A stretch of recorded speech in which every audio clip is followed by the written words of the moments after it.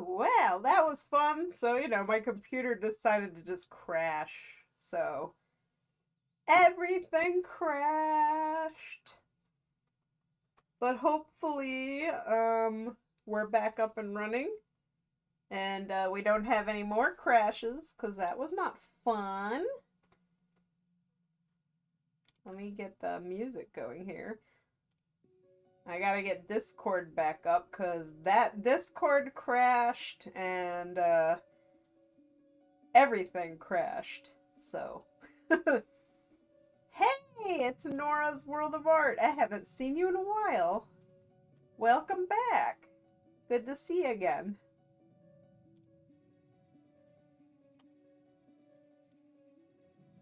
Alright, I got my Discord back up. Everything is back up and running. And we're getting close to being finished with the sketch too. Like once I'm done inking the outlines, then I just gotta do the sketchy shading lines. And then this sketch is done. So we're almost there. Anywho, sorry about that, guys. That happens sometimes. My computer just, it likes to pop up these messages where it's like, not enough memory, or this one was like Firefox decided to crash, so my browser crashed and Discord crashed, and amazingly World of Warcraft didn't crash. Usually it does. So, WoW didn't crash.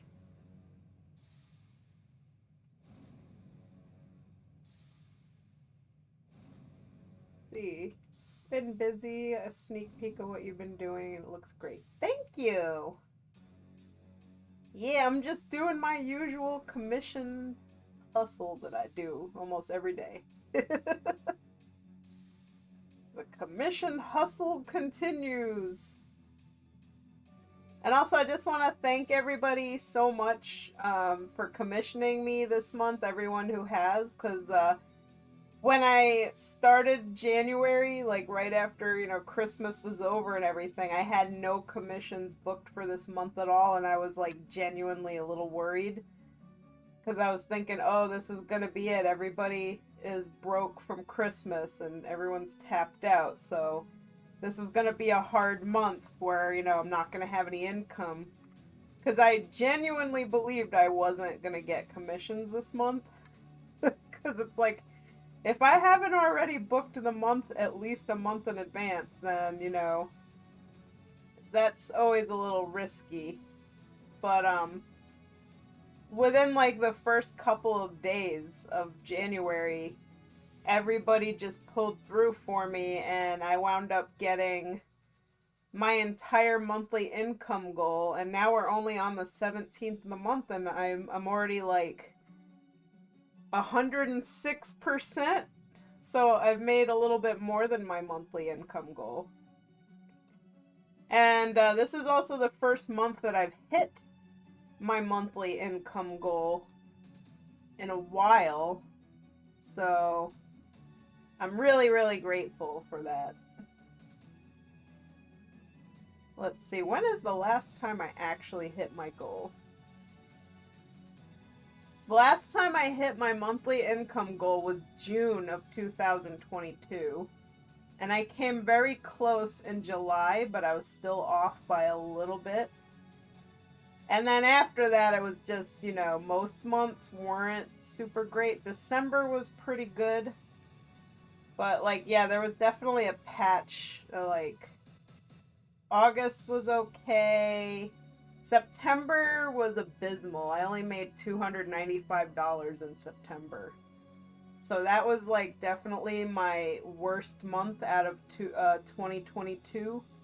But I do believe it's because I also took September off because I was having, mental health problems in August. I was starting to have, severe burnout, and Mike was having depression mode, and I was dealing with a tremendous amount of stress. So I remember I took September.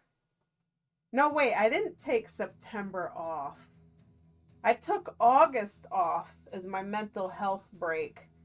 And September, I devoted the whole month to finishing all my free sketches. So I had 100 free sketches to finish.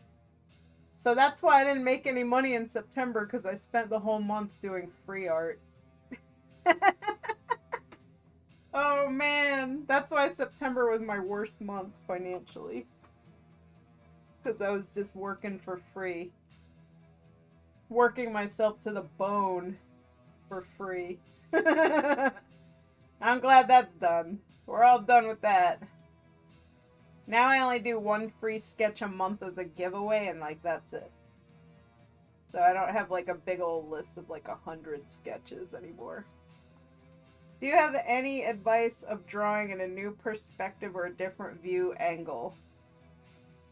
My advice for drawing anything, especially if it's something that you don't usually draw, that you're not particularly strong at drawing, is always use reference. And if you can, there's websites where you can pose, 3D models, or you can, do Google searches, and you can find, stock images, like people in all kinds of poses. Whatever it is you're drawing, if you could find references to help with poses and angles and perspective, that's always recommended. Because if you're trying to draw something out of your head, and again, it's not something you normally draw, you're not going to have a very good time with it. So you're going to want to, look up reference. And if you can't find any reference, you could always use yourself as reference. So, if you have a family member or a friend with, who doesn't mind taking your phone or whatever and taking a picture of you, you could use yourself as the pose, basically. So, my fiance Mike has often helped me with poses for, hands and perspectives and foreshortening and things like that are tricky to draw. So, yeah, basically that's my advice. Always use reference. There's a lot of ways to get reference. The only thing I would say do not do is don't trace somebody else's art and plagiarize and claim it as your own. And don't use AI art to make this stuff for you and claim it as your own. So, there you go. Yep. I hate the people that use the AI art. They're like, look at this masterpiece that I made. I typed in keywords and I generated it. Oh my god. You can use AI art for reference, but that's all. Yeah, you can use it for reference, but, yeah.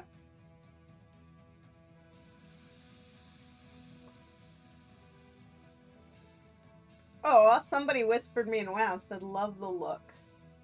That's nice of them. Somebody named Alias. Don't know who that is. Who or where? Alias. There's so many role players around today.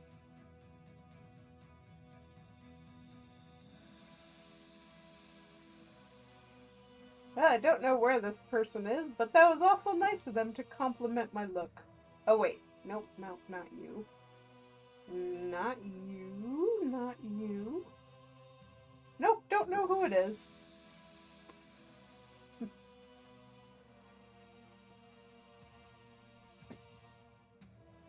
And of course, if you have any other questions, feel free to ask, because I am an open book and I'm always happy to answer and help, fellow creatives. That's what I love when you come on to my stream, you always have a lot of questions to ask, and I absolutely love that. Keep them coming. What games do you play? I'm a really boring person, and most of the time I only play World of Warcraft. But if we're going by what games have I played, the list's a little bit bigger. But it's been a long time. I've played Elder Scrolls Online. I beat the first Assassin's Creed game, which is the last console game I've played. I used to play a lot of PlayStation 2 games and PlayStation 1 games because I'm old.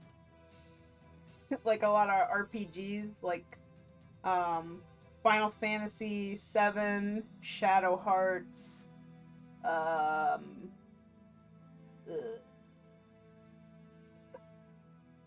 the Xenogears, Parasite Eve, Tenchu. These are all games that the young folks don't know about, I guess, probably. They probably have never heard of half of these. Dot hack. I'm old! Get off my lawn!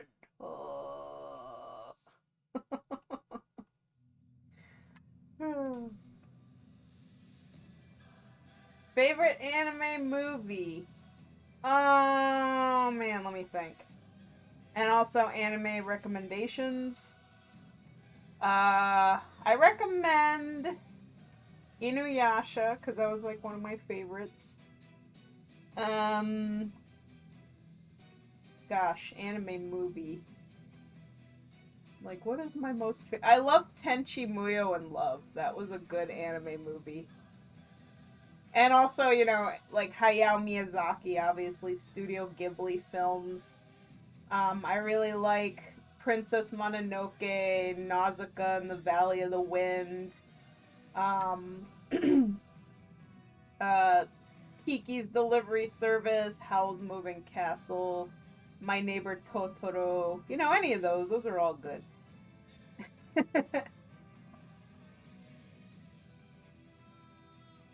And my favorite anime series, this one is not for everybody, but I do really like When the Cicadas Cry. It's also known as Higurashi, or the full title, Higurashi no Naku Koroni. And it's extremely violent and probably disturbing, so if you're not into that, do not watch this anime. But it's essentially a Groundhog Day kind of scenario where, you know, this character's stuck in a time loop of horrible fate and she's trying to figure out how to stop it so that she can just grow up and have a normal life. And the first season makes no sense because it's just the characters senselessly killing each other and dying horribly over and over again. But the second season starts to explain why, as the characters start to figure out like what's really going on and how to like stop this from happening. And I really like the show a lot. And they have made a new Higurashi season that like continues the show many years later, and I need to get caught up on that. So I recommend Higurashi for anyone who is not squeamish about violence. I also recommend Inuyasha because feudal Japan and Inuyasha is awesome. Demons, you know, yokai, really cool Japanese folklore kind of stuff. Spy Family. It's a current, very popular show. Very cute, and I'm enjoying it thus far. Because Anya is adorable. Waku waku. I do like Naruto, actually. That was one of the ones I was thinking of recommending. So yeah, Naruto's good, especially if you like ninja themed stuff. I really have always loved the Dragon Ball series, and Dragon Ball Super was pretty darn good. It was solid. So I would recommend Dragon Ball Super, but of course it's like, it helps if you've seen, you know, other Dragon Ball series, and I know they're really long and they're drawn out and people make fun of it and all that, but you know, I like it. Also, if you like shoujo anime, like girly, magical girl stuff, This one's probably gonna be impossible to find, but I really love Mysterious Thief Saint Tail. It's a really good one. And there's a lot of 90s anime I could totally recommend, but again, like, none of them are on Crunchyroll. And the only way to get them nowadays is to download them. And I don't even know where Mike finds them or how he downloads them, but, yeah, like, my list of 90s anime is pretty big. Like, I'd say Record of Lotus War, Slayers, Please Save My Earth, Kokowa Greenwood, Fushigi Yugi, Kenshi Muyo, obviously. Gundam Wing was one of my favorites. Sailor Moon, obviously, that was my gateway into anime. How many have I watched? Probably over 100, I'd say. A lot. Angel Beats is a newer one, and it's pretty good. I really like that. Also, there's a newer one called Another that was really good. So, yeah, there's a few.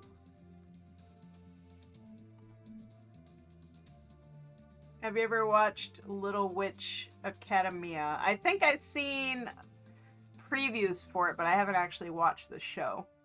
I have watched the Maho Madoka anime. That was like the tragic, angsty, magical girl anime that everybody was talking about. That was a thing for a while.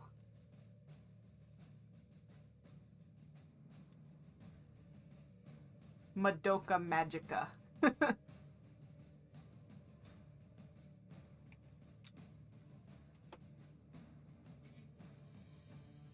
I actually, a few months ago, I watched Elfen Lied for the first time.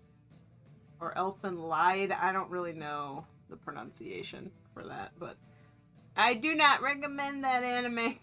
It was so... Oh my lord. Oh my god. It was very disturbing.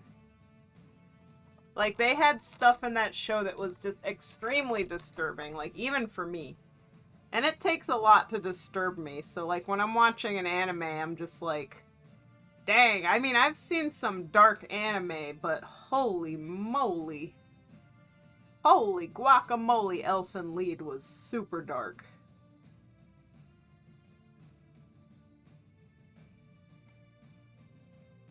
Little Witch Academia is really good. I recommend it if you like fantasy and adventure. Very cute. I will have to check it out. I'll see if it's on any of the streaming services I have. I think I gotta see what's up with his belt.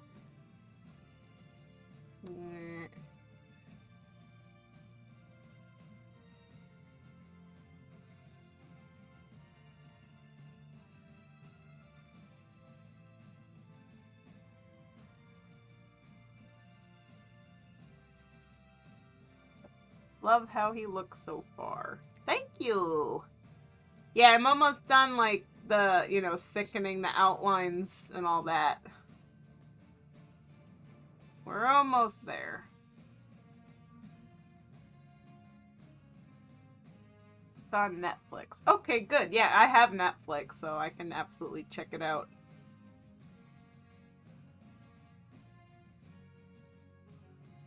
So I'd say my current recommendations would be Spy Family, #1, which is on Hulu, if you have Hulu.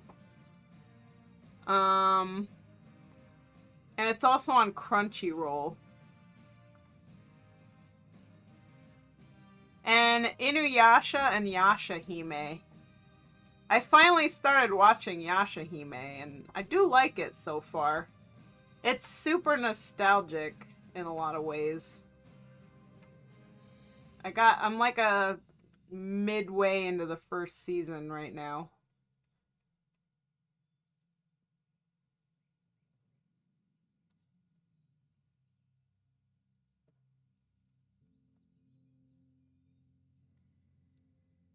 Have you watched Blue Period, also on Netflix? No, I have not. I'll tell you what I did watch recently. Have you seen Velma? Let's start a war in chat. Oh, man. That was just, yeah. Teasing Master Taki-san. Nope. I haven't really watched a lot of anime. Mostly what I've been watching is Spy Family and the new Urusei Yatsura episodes as they come out. And then just some Yashahime, and that's pretty much all I've been watching lately as far as anime. So, just those.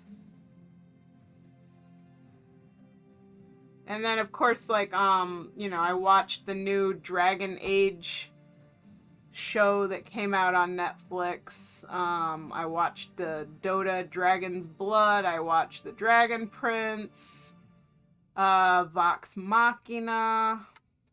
So all like the medieval fantasy,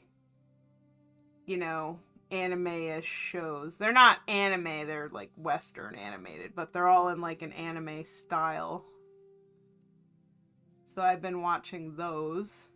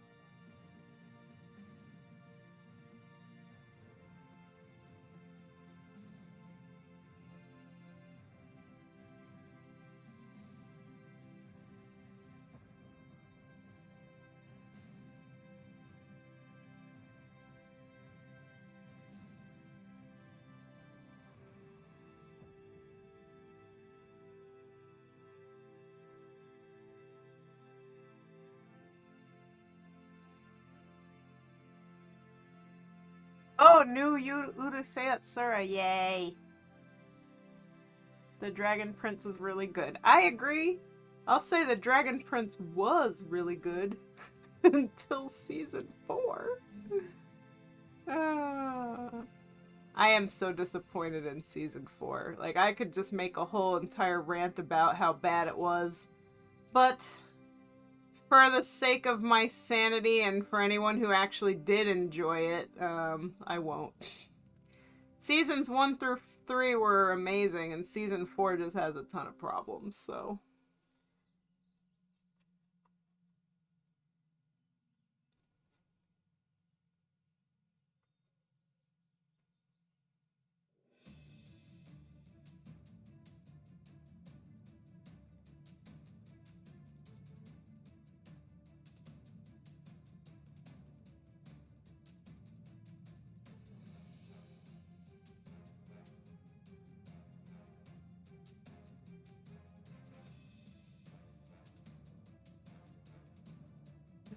Oh, yeah. I think what annoyed me the most about season 4 was the whole storyline about the fire elves that didn't really need to even be there at all. Just how, like, unbelievably contrived that entire plotline was. Like, the guy is just lighting a candle to honor his, dead mother. And the candle is nowhere near anything that's flammable. And this, like, human lady is just making a big stink. Like, if you light that candle in this camp, you're gonna set all the tents on fire and light all the... and he's like, but this is a ceremony I have to do to send my mother's soul off to the next life. And if I don't do this, she can't cross over. It's like, who would be so insensitive to not let somebody light a candle as a funeral rite for their dead loved one and make a big stink and then literally like cause a physical fight. Like that whole scene felt so forced. And it just made me so mad that they're trying to create this incredibly artificial feeling conflict between the fire elves and the humans just to keep the human elf hatred going. I'm like, you guys could have literally thought of anything that would have been better than this. Or, you know, at least if maybe they had shown that maybe, like, the fire elves had been starting fires and maybe they burned down the camp, like, 10 times in the past 3 years. And this human lady had just finally had it with them and fire. And maybe that's what set this whole thing off. But because they did this big time jump, we're missing all this other, like, information and context. And so it just felt like they were making the human lady be super villainous for no good reason. Like being incredibly insensitive towards the elves just to start some drama, you know? And a lot of that whole season just felt that way because it's like, if you're going to do a 3-year time jump and then you're going to completely change all the characters, we need some kind of filling in of like what happened in that time. Like for people who didn't read, you know, the books or the graphic novel, they don't know why Rayla and Callum broke up and they don't explain it at all really. They're like, oh, I had to go off and try and find Viren. You know? But, like, really? For 3 freaking years you had to leave and never come back? Not once? Not visit? Nothing? Not even a letter? I find that hard to believe. So they ruined Rayla and Callum. The whole Fire Elf versus human story was really contrite and pointless and a total waste of screen time. The title of the season was The Mysteries of Erebos, and we only get to see Erebos for one little scene where he possesses Callum from within the mirror, which was pretty cool, but one little scene? That's all? Waited 3 years for this? Mysteries of Erebos? And then they info dumped everything about Erebos in a freaking scene where Zubeia is just flying around with everybody on her back, going on a fairly pointless feeling quest to go find this earth dragon. Like, yeah, let me just tell you everything about Erebos instead of actually showing you in an interesting story. I'm just gonna info dump all this stuff that you've wanted to know. It was just so horribly done. And don't even get me started on Terry. Oh, man. So anyway, I'm gonna stop ranting about the Dragon Prince Season 4 and just leave it with, I am so disappointed. Alright, let's see. What is your favorite Sailor Moon character? Sailor Mercury. Always Sailor Mercury. She was the coolest. Wait, plus it's 2 years later and nobody in the camp thought to discuss this. Yeah.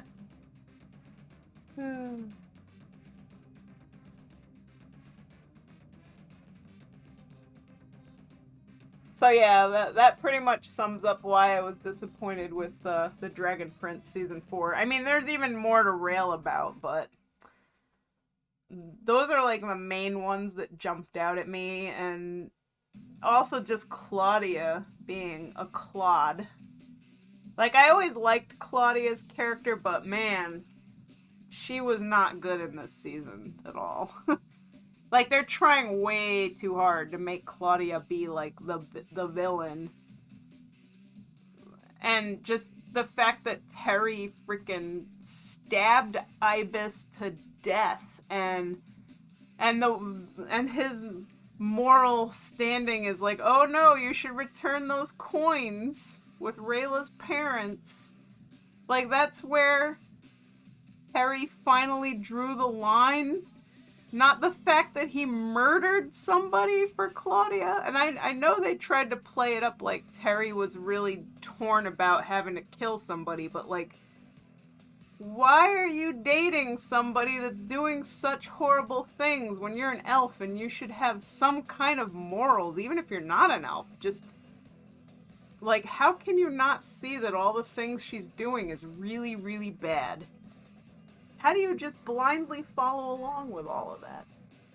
So I definitely have problems with Terry's motives and stuff. Just, and just the way they did Ibis dirty too. Like, that was just a sucky way for Ibis to go. It's like they just introduced Ibis last season and he was a really cool character, and then they just kill him like that. Okay, I'm ranting again. I'm ranting again. Oh.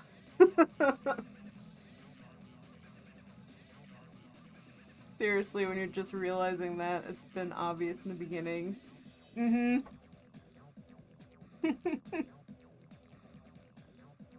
Alright, so now I have to do these sketchy shading lines for this.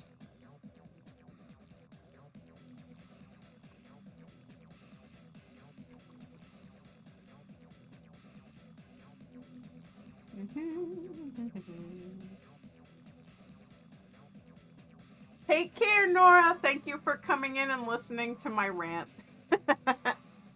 Have a good night.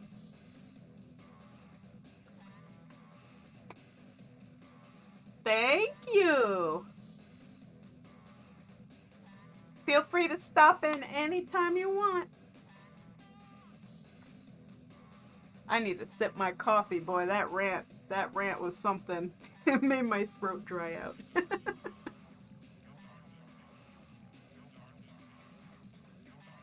So for those of you watching who have not seen The Dragon Prince and had no idea what I was ranting about, let me just say I do recommend watching the show. Like, the first 3 seasons are excellent, and the show is, you know, past fantasy, elves and dragons, and it's cool. It's all good stuff. Like, you guys, especially World of Warcraft players, you know, you would like The Dragon Prince, I believe. Like, I think it's up your alley. But I do warn you that Season 4 is a pile of garbage, so, get ready for it if you ever do decide to watch the show.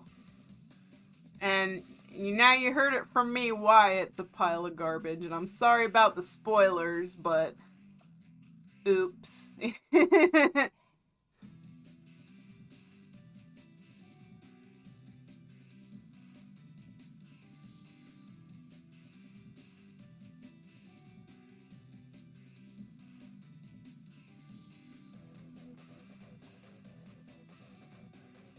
But at least it's not worse than Velma. So there's that. Nothing is worse than that. And since I'm almost done with this sketch, because like I said, all I gotta do now is just the sketchy shading lines. When I'm done, I'm gonna turn the stream over to Io. I could even do a raid on his stream if he's live while I'm still streaming. If I could figure out how. I think I just have to do, like, type /raid at Io plays things or something. I think that's how you do it, if you want to, like, put your viewers into somebody else's stream. Because Io is going to do an epic rant about his thoughts on Velma. Because, you know, he's a big lifelong Scooby-Doo fan, so it'll be fun to listen to his unhinged nerd rage about this show. I love unhinged nerd rage. The best. By the way, have you guys ever had, like, a show or a movie or a genre or series or something that you feel like has been done dirty by media that made you nerd rage? Oh, I know. Don't worry. I'm going to be doing the eyes last. But I absolutely will do the Lich Fire eyes. But I have to do all the sketchy shading first. But yeah, do you guys have any like series, whether it's a book series or a game or a show, that you feel like was done dirty that made you nerd rage? I know World of Warcraft Shadowlands probably was that for a lot of you guys. Because Shadowlands was pretty bad. Like, I can tell you BFA and Shadowlands made me nerd rage a lot. You guys got to hear a lot of that.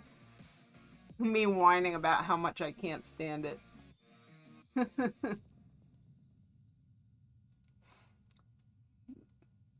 Let's see. The only good bits were the stuff with Revendreth and Ardenweald. Yeah, like, I didn't even finish most of the quest lines in Shadowlands, so like yeah, I got my slime cat and then I just said goodbye. I never went back and I abandoned all the quests, so like I wasn't having any fun in Shadowlands at all.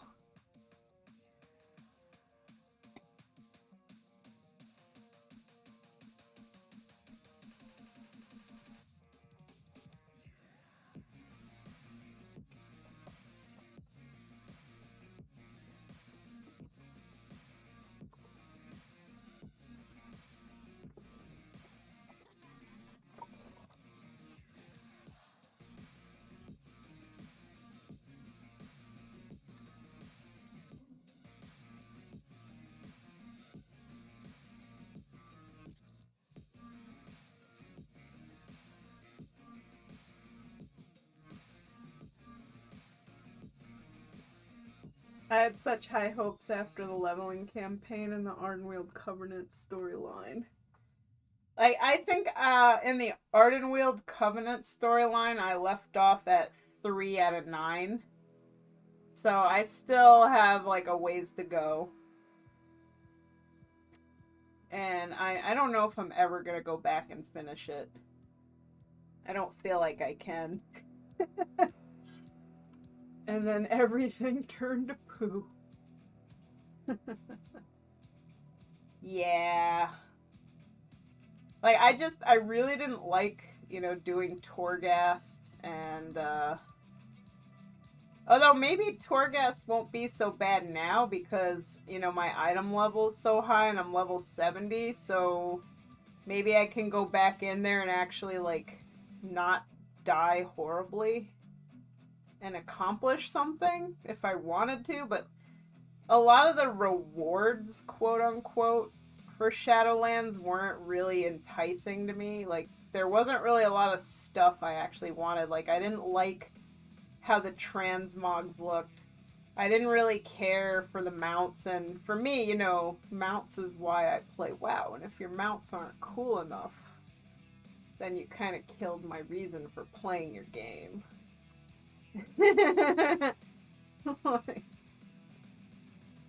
Fuck Torghast with a rusty fork and a bottle of hydrochloric acid. Well, I think that sums up how you feel about Torghast. Borghast, Snorghast, Chorghast. There's many names people have made up for this awful, awful place.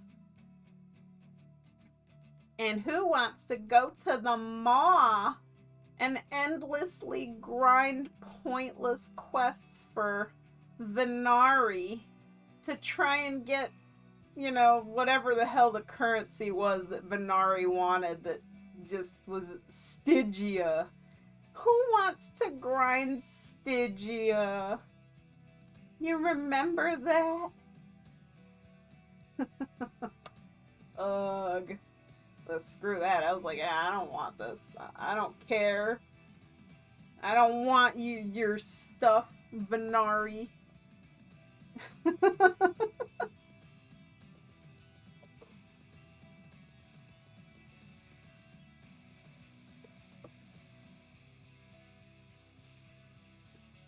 Somebody just shot me with pretty healing effects. Ah, seems there's a Healy dragon around. I'm a Healy dragon. I can do pretty healing effects. Let's see, I'm gonna put down that, that, and that. Nishante is a preservation evoker, so healing is what I do. Wow. Anyway, back to dancing. Thank you so much, Savannah Knowledge, for resubbing for 17 months. Thank you. Thank you, thank you, thank you.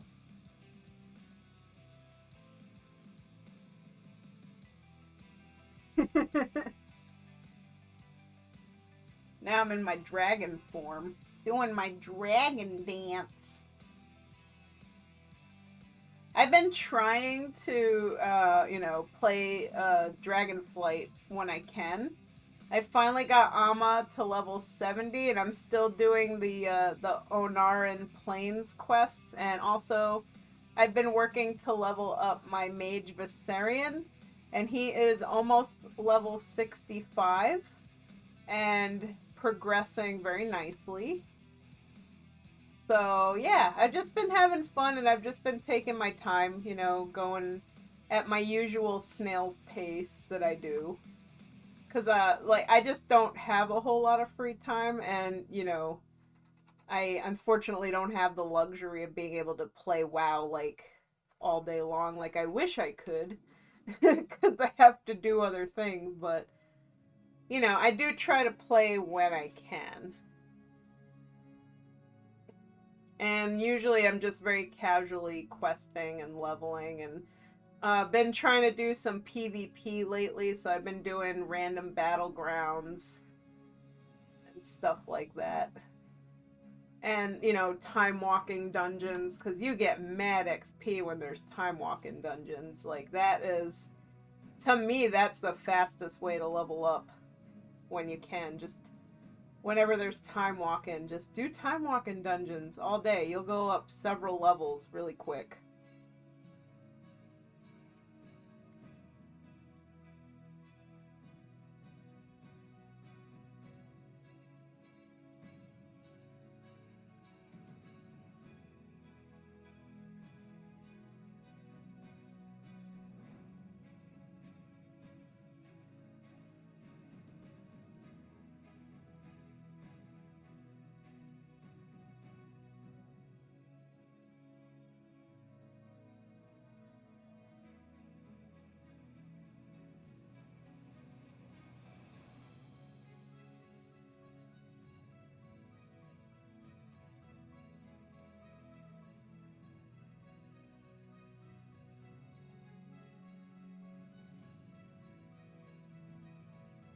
Do, sketchy, sketchy, sketchy, sketchy, sketch.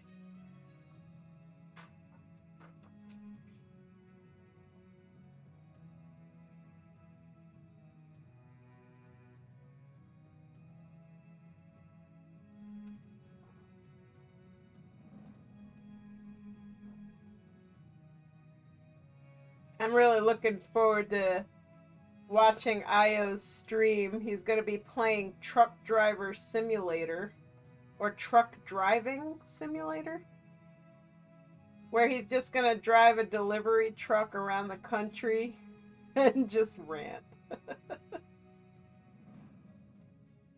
Yep, that's right. It's going to be the most epic, nerd raging y'all have ever heard. From probably one of the biggest Scooby-Doo fans this side of California, I guess. I don't know. I think it's gonna be funny.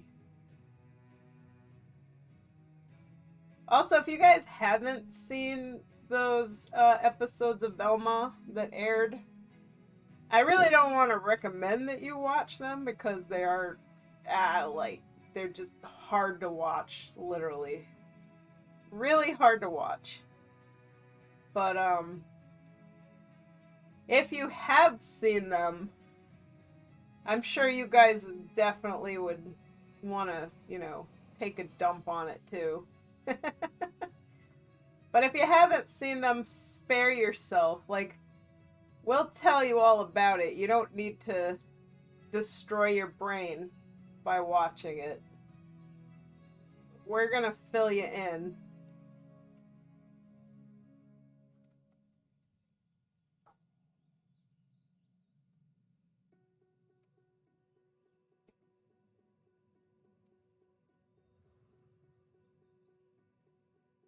Oh, and you guys know we like we have another one. I don't know if you guys have ever seen The Neverending Story. I mean, it's a classic, and if you're old like me, The Neverending Story is, this fantasy movie that was made in the 1980s, and it's got like a kid that rides a dragon and, you know, all this good stuff. Really good fantasy. Yum yum, love it, fantasy. But like, those of you who might know about The Neverending Story might know that it also suffered from sequelitis. The second Neverending Story movie is not great, especially because they recast like all the characters to totally new people, and it's a little cheesy, but like it's still watchable, you know. Like, the second movie has its own charm, even though it's not great.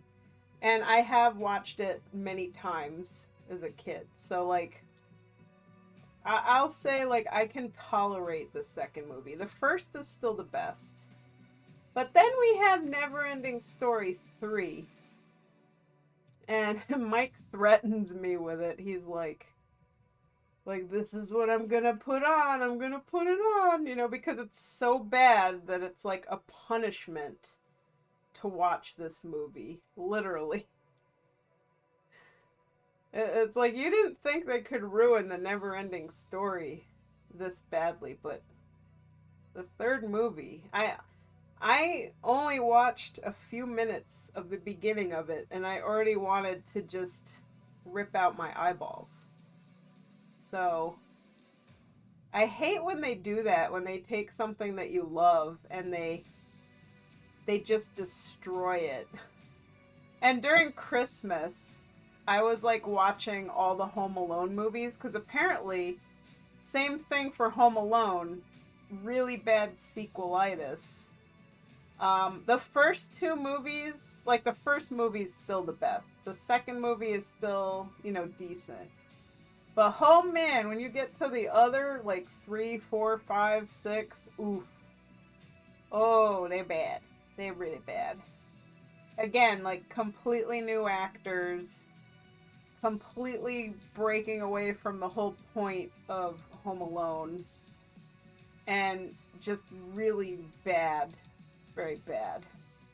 Not fun to watch.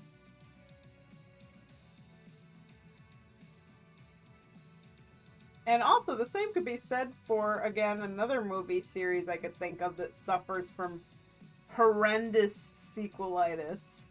The Land Before Time movies. There's like a million of them. The first Land Before Time movie by Don Bluth was like an absolute masterpiece. Beautiful. The music, the animation. I mean, like, if you were like me, a kid growing up that loved dinosaurs, like the Land Before Time was just an amazing movie. Oh, but then you get to the sequels. And again, we have another Ice Age. I loved the Ice Age movies, at least, until we got to Collision Course, which was the last Ice Age movie, and then, Blue Sky Studios went belly up, and that was it. Disney Plus took the Ice Age movies, and the people of the studio got to make one final little Scrat short where Scrat finally gets the acorn. But yeah, just, Poor Ice Age. That got driven into the ground, into oblivion. The Land Before Time. I don't even know what CXVII, like 1800 or something. We're powering your car now. I can't read Roman numerals that high. Like, I don't even know what that is. This is funny. Oh, 118. Okay. That's funny. I think. Like, I know, like, the X is like the 10 and the VIII is 8. But I didn't know what the C was. I was like, does that make like 1,000? Like 1,118 or something? Like, I don't know.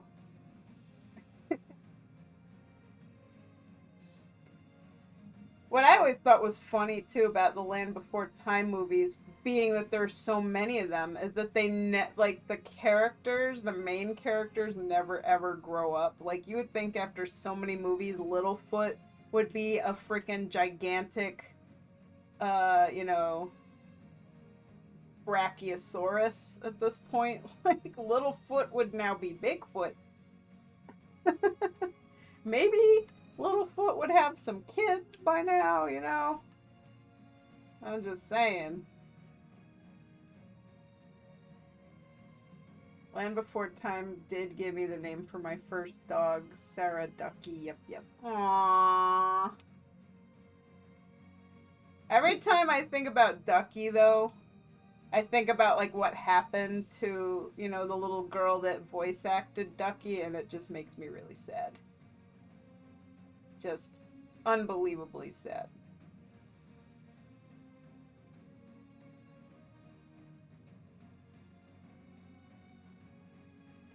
Yeah.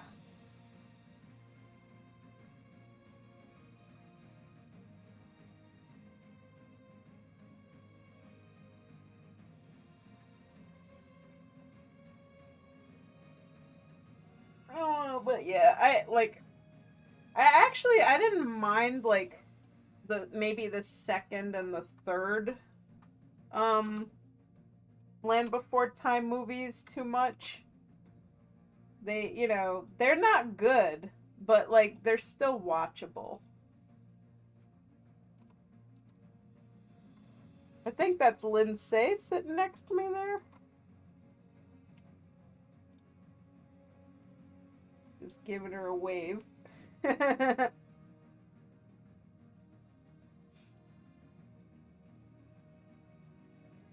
But like anything past, I'd say, you know, Neverending Story, or not, I keep saying Neverending Story.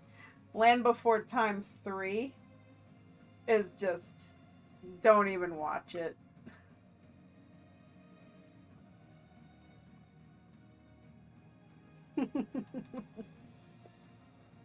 See, she survives in the hippie in the house of mouse timeline, though. Jim Henson learns what's happening to her. She's a child actress with Disney at the time and offers her and her mother a safe place in a hotel in the park. Winds up saving them while Barcy's father shows up drunk with a gun. Aww. I didn't know about that.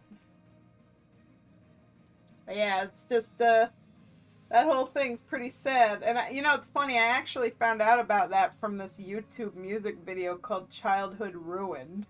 It's like, childhood ruined, da da da da da da da da da. And then they basically tell all these, like, little stories in the song about things that maybe you didn't know about. And, that was one of them.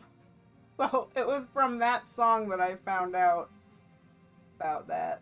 So, and in case anybody doesn't know, it was the child who did the voice of Ducky in The Land Before Time got shot to death by her father.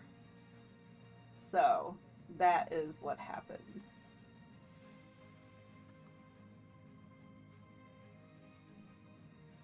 And I don't really know much else about it. Like, I've never looked deep into it. Like, why did this happen, you know? Or, you know, any of the circumstances behind it. But that's pretty terrible. Yeah. So now every time now that I know that, like every time I watch The Land Before Time and I see Ducky and Ducky's being adorable and it's like, yep, yep, yep. And I'm just thinking, oh, that poor little child that did the voice of that sweet character never got to grow up. Just very, very tragic. I can't even imagine. And if any of you who are watching didn't know about this, well, now you're maybe not childhood, but your adulthood is ruined. So there you go. It sucks being a child actor, apparently. Yeah, you know, like, I don't know her name offhand, but the actress that played Matilda, like, she did some documentary going into, like, what it was like being a child actress, and, like, it is really tough. Like, honestly, a lot of the kids that were in, like, the Mickey Mouse Club and stuff that became famous, you know, ended up having really troubled lives because they had so much pressure on them being famous from such a young age. Like, you know, Britney Spears is a good example. She had, like, a complete, you know, mental breakdown at one point. Geez. I don't know. I can't offhand think of who else, but Macaulay Culkin from Home Alone, he actually had some problems too, because if I recall, his parents, they pretty much took all the money he made from Home Alone and they blew it.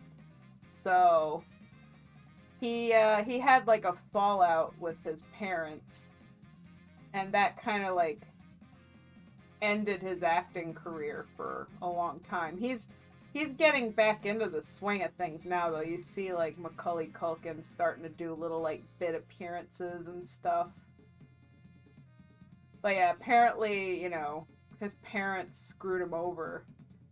So I'm not. He probably, like, cut ties with them or something, but I don't know all the details. But yeah.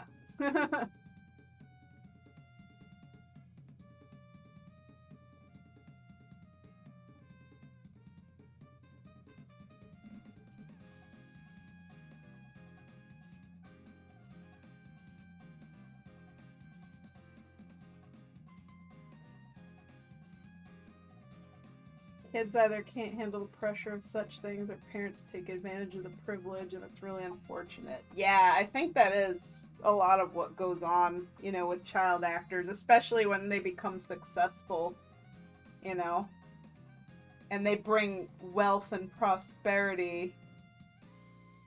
And then there's the pressure that they gotta keep it up. It's like, oh, you gotta keep acting in more and more things, and the kid can't just like have a normal life and just make friends and go to school, you know. They become like a celebrity,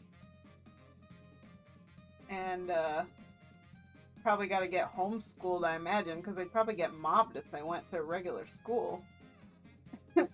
I mean, that's a problem a lot of celebrities have, is the constant hounding of fans and paparazzi, like never having any privacy. Like, I remember there was a story about Michael Jackson where all he wanted was just the experience of being able to walk into a grocery store and just buy food. So, like, there was this grocery store that literally closed and opened up just for him so he could come in and, like, buy groceries and get to see what it was like, you know, without being mobbed by people and paparazzi. And I'm just like, that is so sad. when you don't even get to have normal life experiences because you're so famous that people never leave you alone ever. Like, oh my god, I can't even imagine.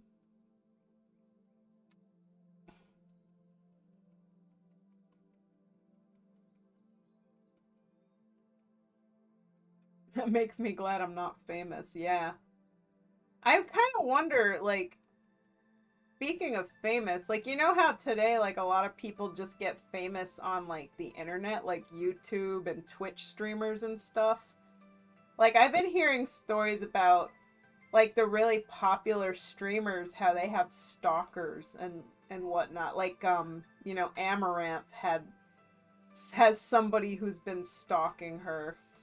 Like, people showing up outside their house and everything. And I'm like, man, that's really scary. And then there's sometimes where I start to kind of regret that, like, I went into this business using my real name as my brand and everything, like my website, my streaming channel, like literally everything is under my real name.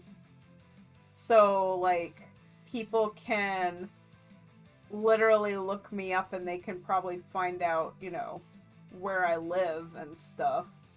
And the thing is, too, like, I've also never hid where I live. Like, it's openly written that I live in Saratoga Springs, New York, and I've said it many times in my stream. Like, I don't hide who I am or, like, what part of the country I'm in, But also, at the same time, I'm a really small-time streamer and artist. I'm not super big or famous, but I always have that, like, slight little worry in the back of my mind that if I ever did get larger in popularity, am I gonna have, like, psycho stalker freaks now? They know my name and they know the general area where I live. Are they gonna, like, come after me?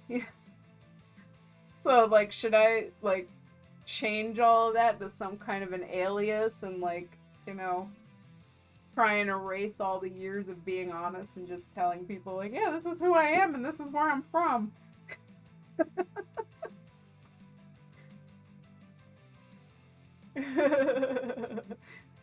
No, you won't delete search history for tracking down Emily Camissa.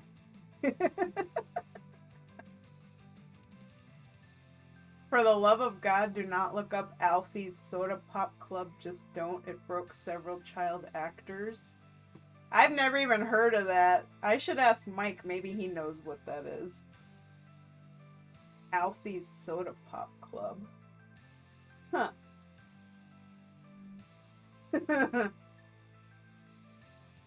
But yeah, guys,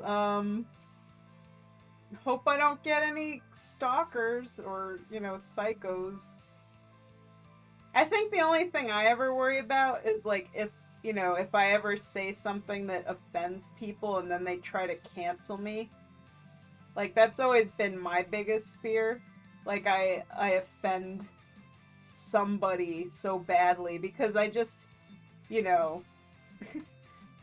like, there's this one artist on YouTube who got canceled for tracing. Her name's Holly Brown. But although she did, like, when she traced, she did, like, do it the wrong way, like the plagiarizing kind of way. She traced, this character from Full Metal Alchemist and used it in her art and almost, like, pretty much didn't change anything about it. And the internet just went nuts on her. But, like, I was telling, Babone today before I started the stream, like, when I do these sketches of these WoW characters in this really complicated armor, like, you guys know, like, I do trace from the Narcissus WoW screenshots because, like, this stuff is really freaking complicated and, I have a certain time allotment for these projects. Like, these things are on a budget, and if I don't want this to take all day, if I have to struggle to draw all this armor and all this stuff going on just by, like, looking at it and replicating what I see, like, we're gonna be sitting here for a while. Like, we're gonna take maybe a 1 to 2 hour stream, and we're gonna end up extending it to, like, a 6-hour stream.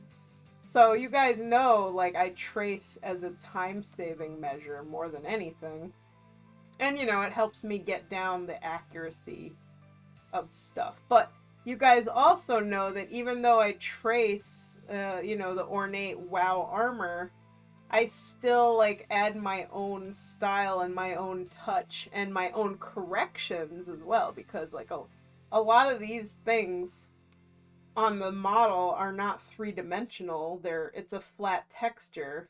Like if you look at his legs, like it's all flat textures. So I have to take things that are oddly stretched out, like the chest plate details. They're all kind of wonky and weird and nonsensical, and I have to take all of this information and I have to make it make sense and actually like really break down what it is I'm looking at. So I'd make fixes basically. It's like I trace it, but then I also repair it and make it look the way it ought to look. But the fact of the matter is that there are a lot of people out there who really are super anti-tracing, like of any sort. They're like, if you trace anything ever, you deserve to be canceled. So this is why I was telling Babone before I started the stream today. It's like, you know what? I'm going to do the tracing stuff off stream because, now that I'm streaming live to like YouTube is where these psychos are. And I'm like, I know like hardly anybody from YouTube watches my streams. Like, I don't have hardly any subscribers on YouTube. I'm literally a nobody on YouTube at all. But there's always that fear in me of somebody just stumbling across my stream, and if they see me tracing something, then they're gonna like, because they're just feeling mean that day, they're gonna start a tirade. Like, oh, I just found this nobody artist. Let's ruin their day. And then they're gonna make videos. This artist traces. Don't hire this person. They're terrible. Like, I don't know. The internet is full of psychos that do crazy things and just want to ruin people's lives for no reason. So, these are some things that I do genuinely worry about sometimes. Just never knowing if I'm going to fall victim to some internet randos that want to be mean, And knowing that, like, they know my real name because I didn't use an alias. Like, 90% of the artists that I follow, like, you don't know who they really are because they don't use their real name. They always have these cutesy little handles like Loish or Chrisabug,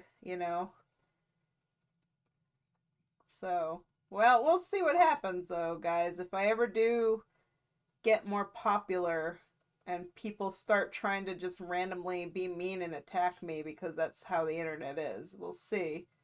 But hopefully, this doesn't happen, but I can say that I think I have a pretty thick skin, so if I just get like random hate for no reason and mean comments, like I think I can probably handle it okay. Like I'll probably just laugh at it and just call the person a dick. Like I think I can handle that. I'm more afraid of people, actually trying to like run smear campaigns on me and try and like, end my career. Like I'm more worried about that, I think, than I am just people being trolls. So there you have it. I think though I have a really good, tight knit little community going though, so I'm pretty sure that if I ever had any randos coming in trying to start trouble, you guys would probably jump right to my defense, I feel like. And, anybody comes in and tries to start trouble, they'd get banned.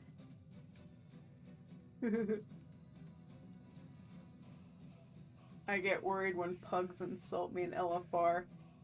Yeah, I mean, it's definitely a life skill to grow a thick skin and, like, not be offended or hurt when people, like, insult you or are mean or berate and harass you. But, like, I feel like I'm just a crotchety old lady now, so it's like, like I'm rubber, you're glue. Whatever you say bounces off of me and sticks to you kind of mentality, you know. Like if somebody just started making fun of me and saying like your drawing sucks, you have no talent, you should give up or something, then you know I'd probably say, oh well, can you draw? Like I'd be like, show me your drawing. And you know, usually people that say stuff like that, they can't back anything up. Like they can't even draw stick figures. So they're gonna tell you like that you suck at drawing and you have no skill. And then you know you try to say, well, can you draw? And they'd be like, no. Well, good. You don't really have a leg to stand on, do you? Now, I think I might be a little bit miffed though if it's like somebody who can draw and somebody who's really good, like like 1,000 times better than me. Like say I had somebody come in here who was actually like one of the painters for the League of Legends splash art and worked for Riot Games. And they were, you know, tearing my art down and telling me how bad it is. I might feel a little bit upset about that, just because you know I like look up to those people. Like you know, I wish I had the kind of skill level that they have. So like, if they tell me that my art is bad, you know, I would feel really bad because it's like, oh man. But the thing is I know that those people are adults and they're professionals and they would never do something like that. They wouldn't just tear people down. If anything, they might give me some good constructive criticism that would actually help me improve and make my art better. Like, that would be cool.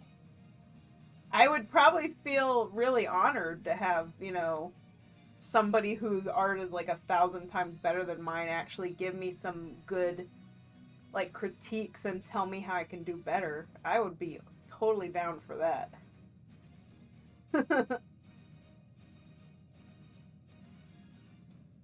So, anyway, so this sketch is pretty much done now, so I'm just signing it. And I just heard Mike go downstairs. He probably went downstairs to get a snack and get a drink.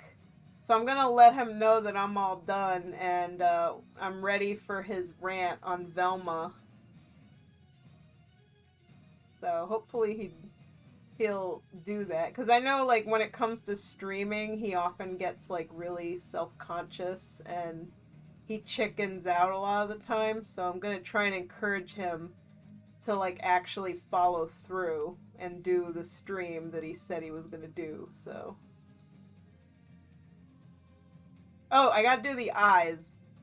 Sorry, I know you're like, don't forget the eyes. Let me do the eyes real quick. Rich fire eyes, and I'm gonna do like a little texture in the background as well. Just you know, my little blorpy brush that I like to do. So we're almost done. Not quite yet. Almost.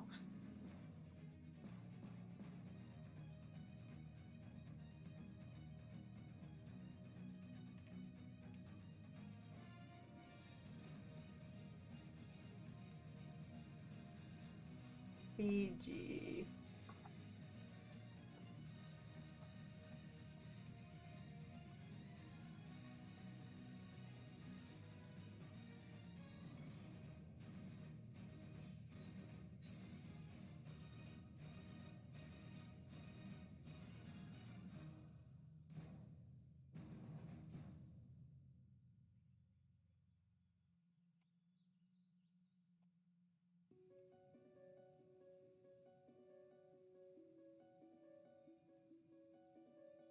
There we go. Just a simple little gradient, you know, nothing big.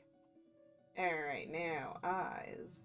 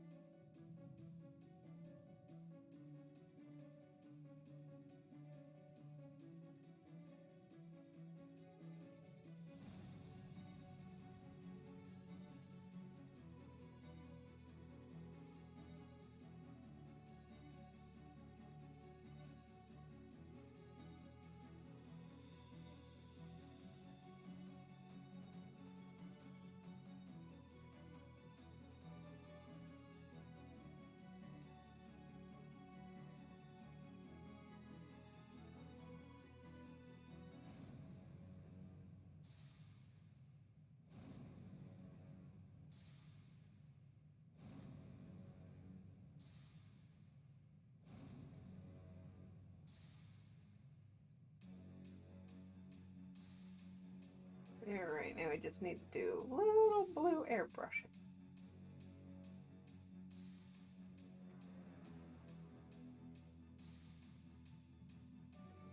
Almost there. Oh my god, this airbrush is huge. Gotta shrink that down a little bit.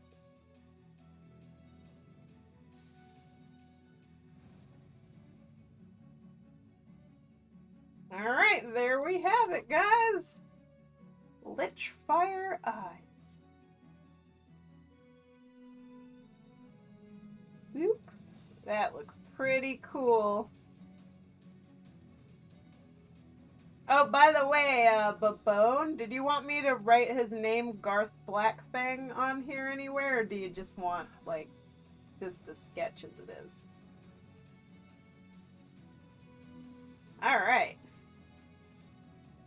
Oh, I missed a spot on the background here. Hang on a minute. There's a little spot here in the line art that didn't get filled in. Let's tackle that.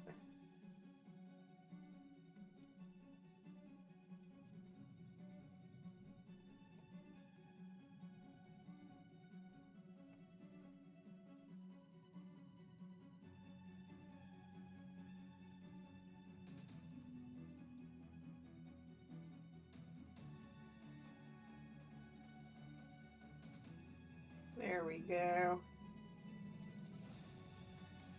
Okay, so we're gonna write his name. I think I'm gonna write it up here. Oop. Gotta write it on the correct layer.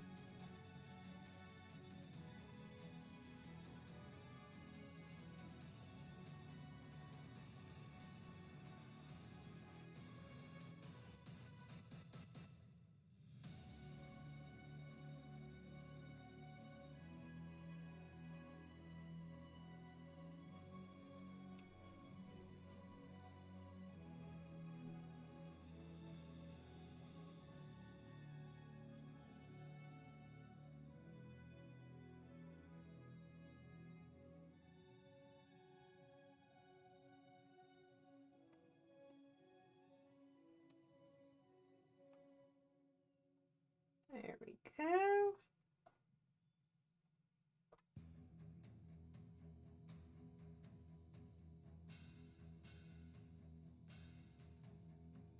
There we go. That looks pretty sick, gotta say. Really like how this came out.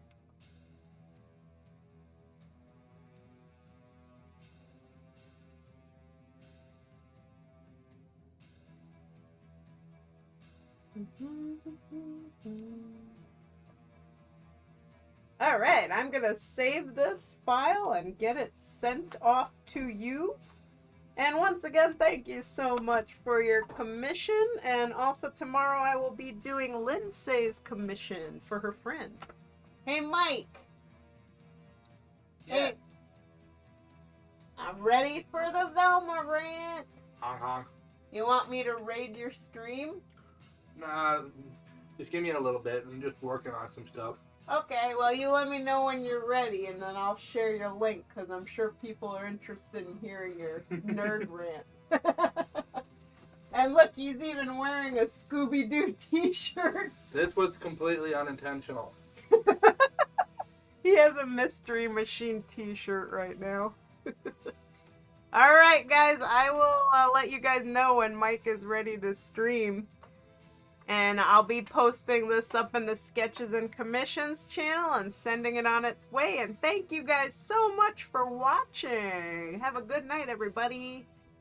Bye-bye.